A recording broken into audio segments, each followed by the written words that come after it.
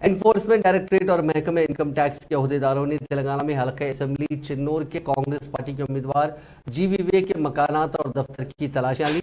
हैदराबाद और मंचिरियाल में साबिक रुकन पार्लियामेंट के अहातों की तलाशियां मंगल को अली सुबह शुरू हो गई थी। महकमे इनकम टैक्स के अहदेदारों की मुख्तलिफ टीमों ने हैदराबाद और मंचिरियाल में उनके मकानात और दफातर की तकरीबन 5 घंटों तक तलाशियां ली।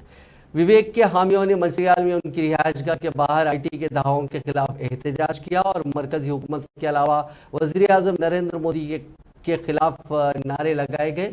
ईडी और आईटी के हुकाम ने समझा जाता है कि जी विवेक की मिल्कियत वाली एक कंपनी से 8 करोड़ रुपए की हालिया बैंक मामलतों से मुतालिक रिकॉर्ड की तरक्की की।